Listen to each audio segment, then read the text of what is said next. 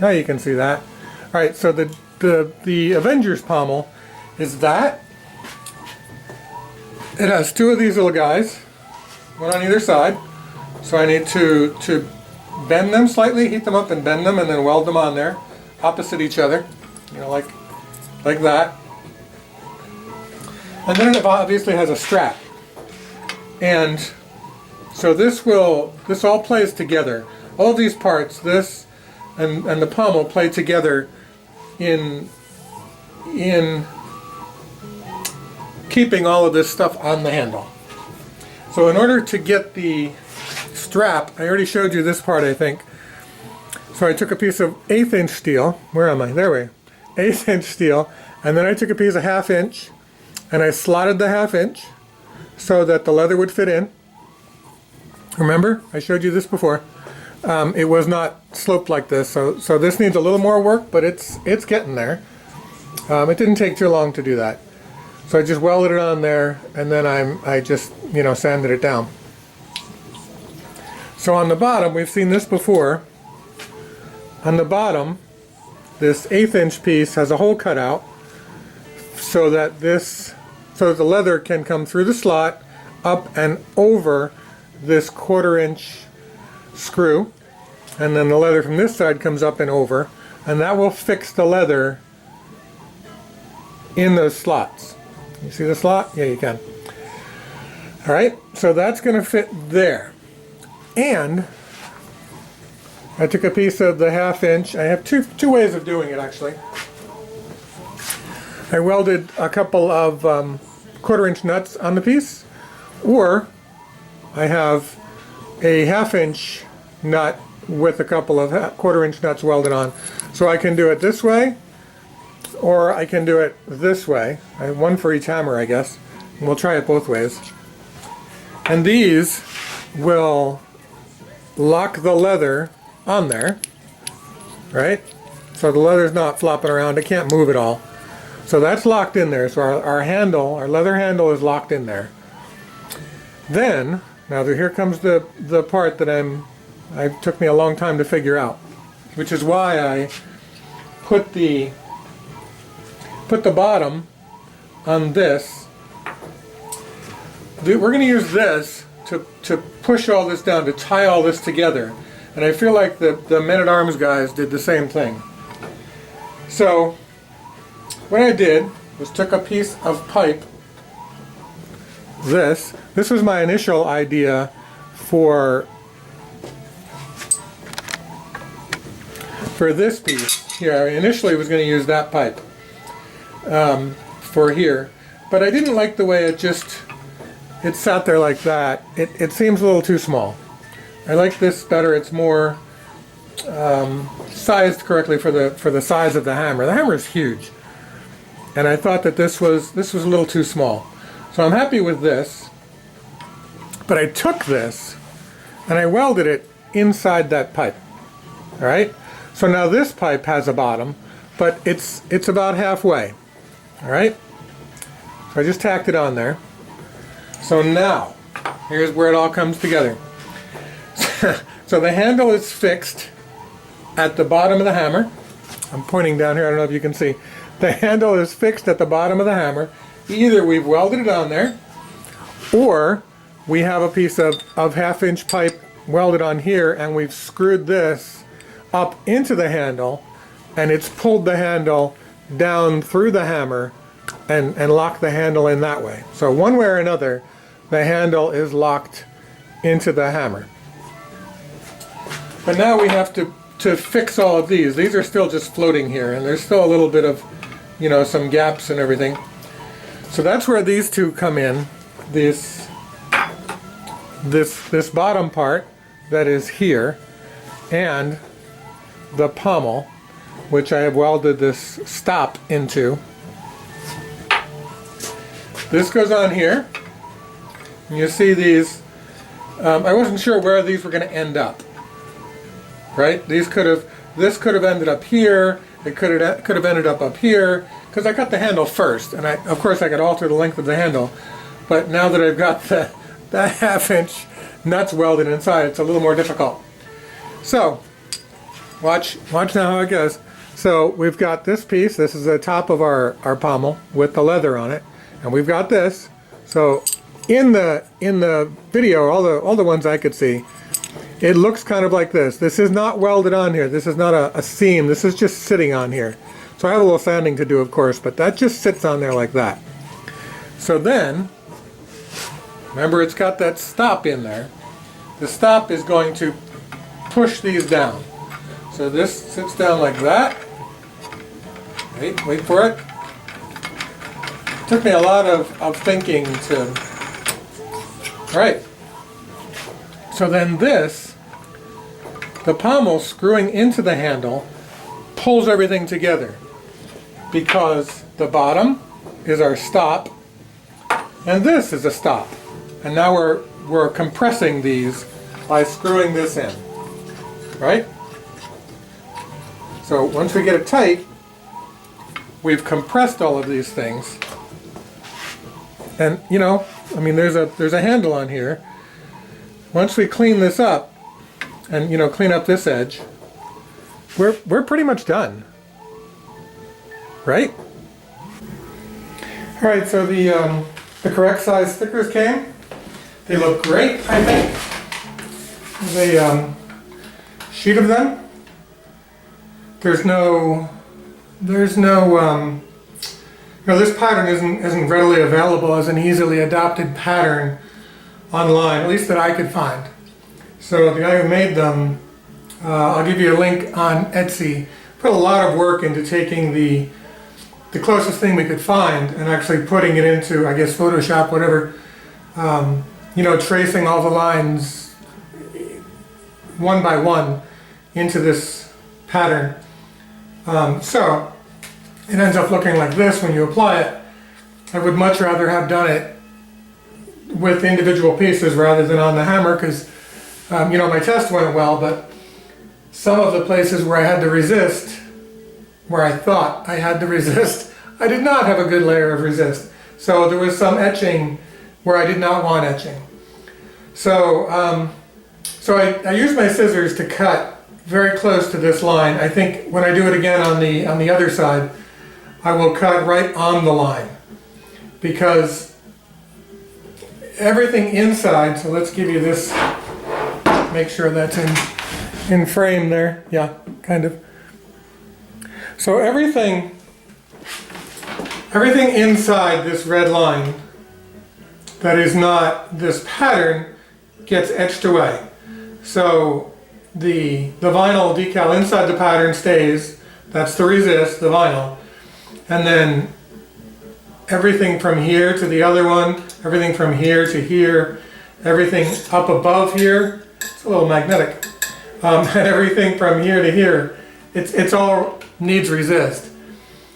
So I've cut, I took a razor and I cut right around here on the inside of the line, and then I peeled away the line. I was just about to do it over here, and I figured I might as well show you what I'm doing here. So it's not the easiest thing in the world. As when I cut it next time, I'm going to cut right on the line. So, I don't know. I guess I'm going to be more careful with my razor and cut right on the line on the inside. Even if I cut some of the line away, that's okay. Because on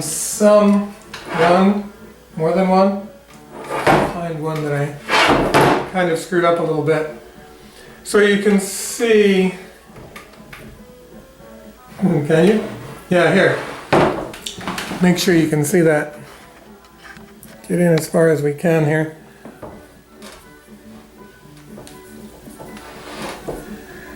Yeah, so right there, you can see my little hand trimmer here. I cut away from the line. So now I have to put the resist like this part here that you can see from the paper to the line, that gets etched away, this part right here. So what do I have to do? I guess that's okay.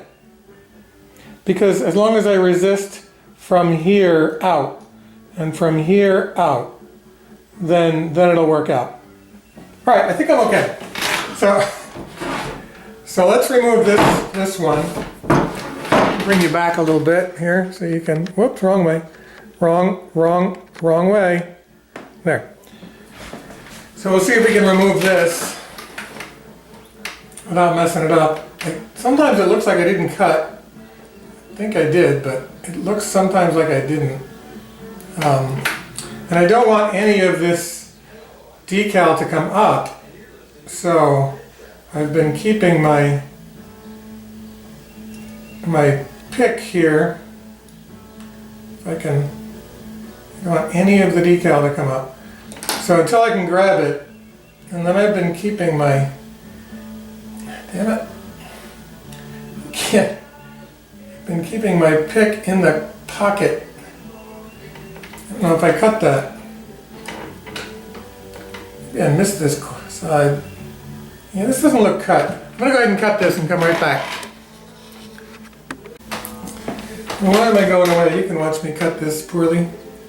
I'm sure you can do a better job than I'm doing. So I'm just tracing along the bottom of this line. I had cut the ends, I just didn't cut the top and bottom. When I went all the way around, this looked done, but obviously it was not. So I don't want to cut through the edge here. So now let's try it. Now that that's a little loose. So this is what I want to happen.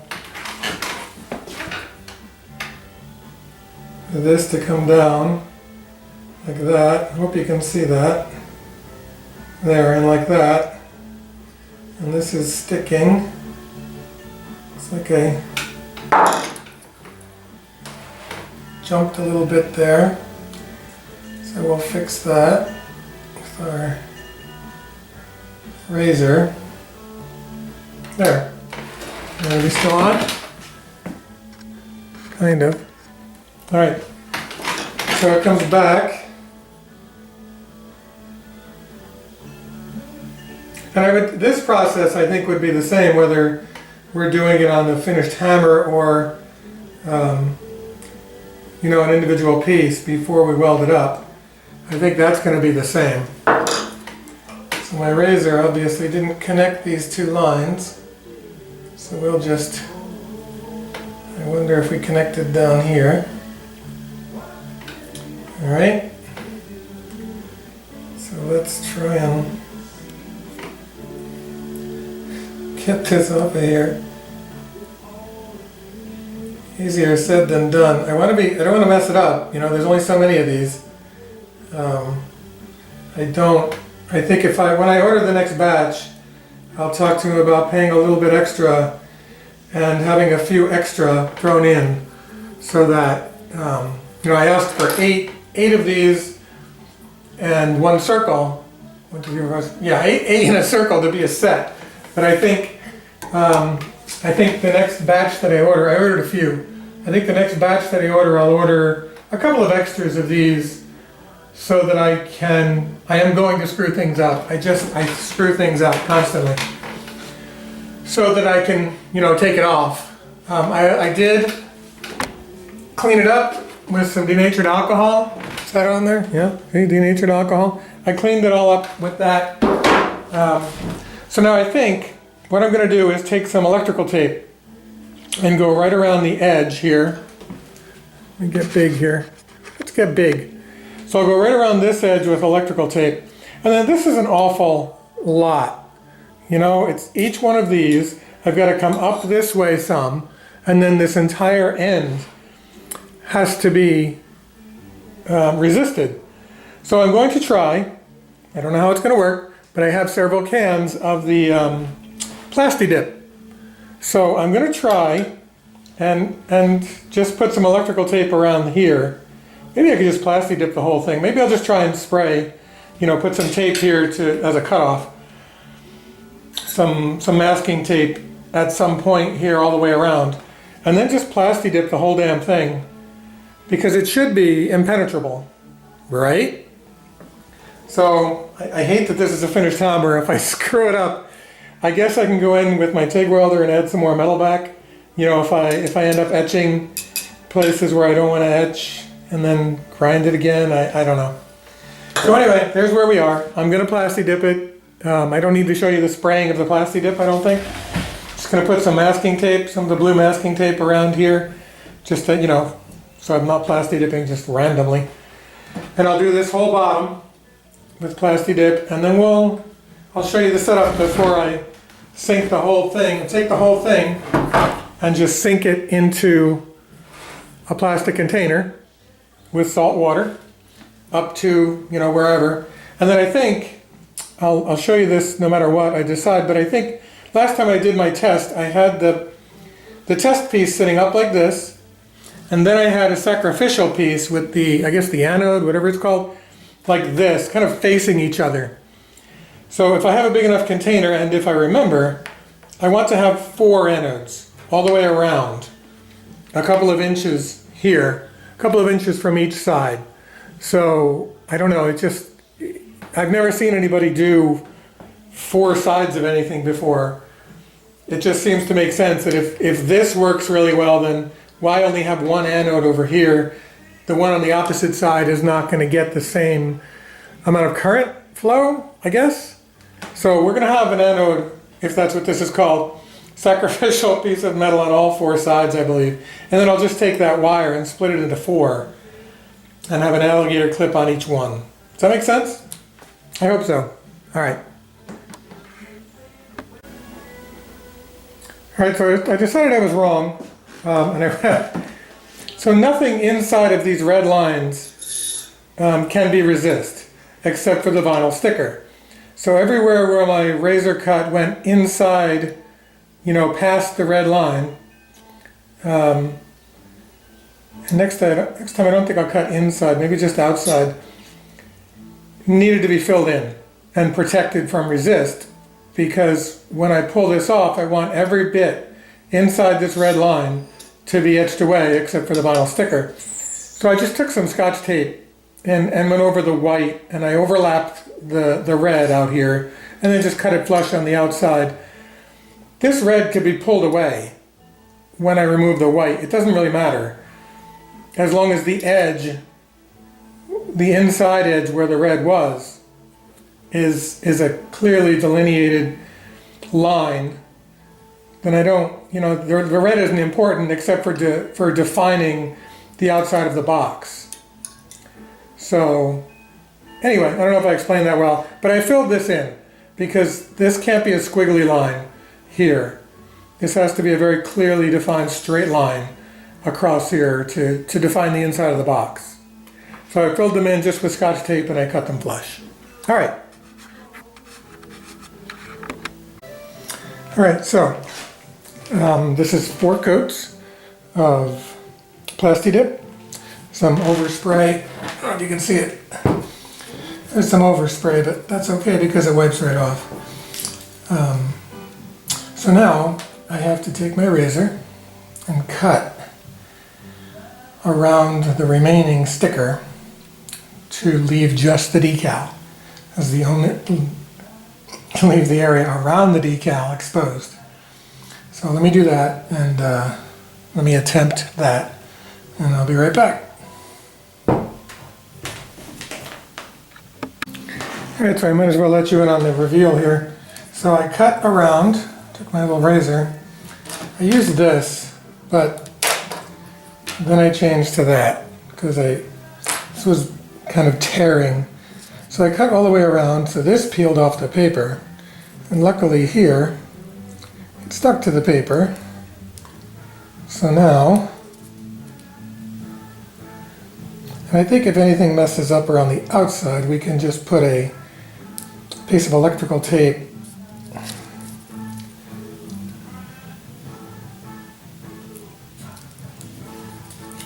like here. There. There's a little bit of flash to deal with. See if you can get, whoop, wrong way. See if we can. So that's my decal. and it's very close up here. I might take the razor and clean this up a little bit, and down here, just a hair, just back to the red rectangle. I'm not sure how to do that better next time. I don't know. Anyway, there it is. I'll do a little cleanup, I'll do the other sides, and then we'll come back. Alright, so that was a pain.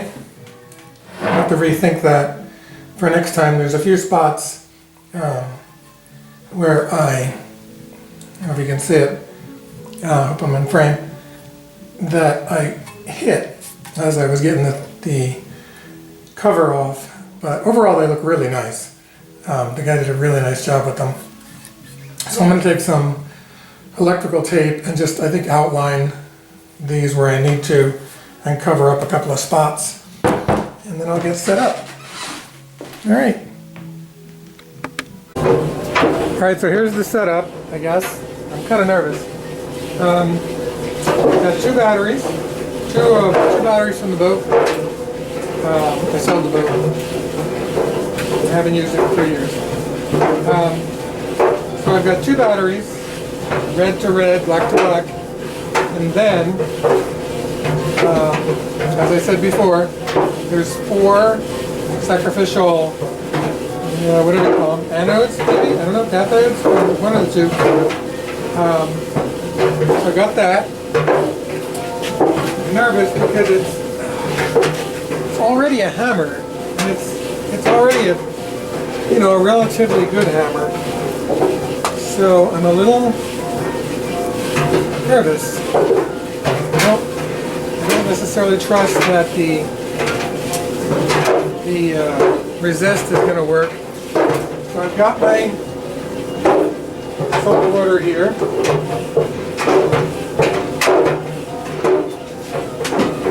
About as salty as I can get it.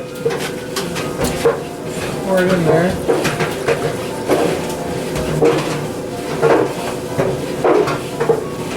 Just needs to be higher than the decals. All right, well, I guess we're ready to go. There it is. All right, well.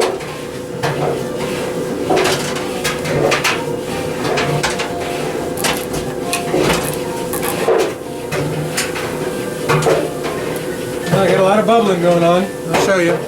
Hang on. Let me get you. Let me get you off of here. There we go. We got bubbling. We got. You can see it down there. Yep, bubbling. Can you see that bubbling? And we got some bubbling. So. I'm hoping. Alright, this is going to take a while. Probably, but whoa. The wires are smoking here.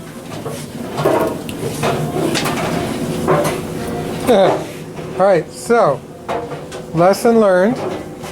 These alligator clips will not handle that kind of power. So, I'm going to get some wire. And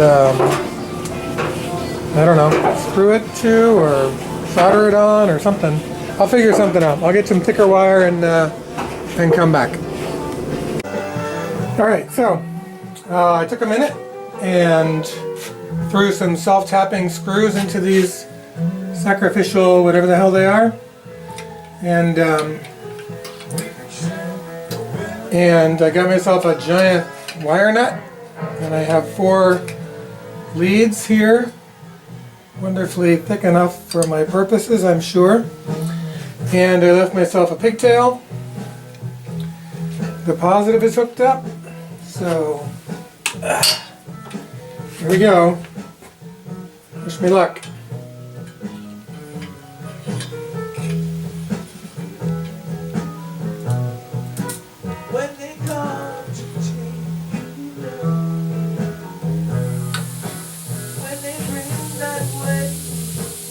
Oh yeah. All right. We are in business. All right. We got the same bubble action going. So, yeah, you can probably, yeah, you can see that. So we'll let it chooch for, we'll let it go for like, I don't know, I think I let it go for 20 minutes last time before I took it out and washed it off. So I'll see you then. I'm thinking I should investigate this, because this is the only side that's doing that. The rest of them are bubbling away, but this one, and that one's got soup going, but this is like the blob here. So I'm gonna yank it out of there and see what's going on. All right, we're all fixed up. So I was using, this is 12 gauge automotive wire, stranded, you know, for an amplifier, whatever. And with the two batteries, everything was melting. So these are the connections that were on the clips themselves, and it's just all melting away. And the wires were about to be eaten away, or whatever wire does when it's. So I took one of the batteries out of the equation. The little tie-in down here was melting. It just, I don't know what kind of wire I would have to use for two batteries, but maybe, I don't know. I don't even know.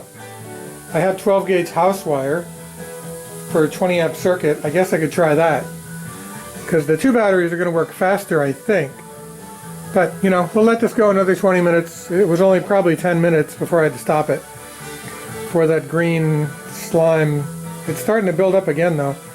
So, all right, we'll check back in. All right, so it's been, I think, between 45 and 50 minutes, and they're looking pretty good, actually. In my vigorous brushing, some of these started to come off, so I think we might be calling this side done. And I think we're going to be happy with this. This peeled back a little bit. I hope that was in the brushing. If not, there's a little metal missing there. Yeah, I'm pretty happy with these. You know, they've got some depth. I don't know if you can tell there. It's hard to, probably hard to tell. Maybe once I get the decals off.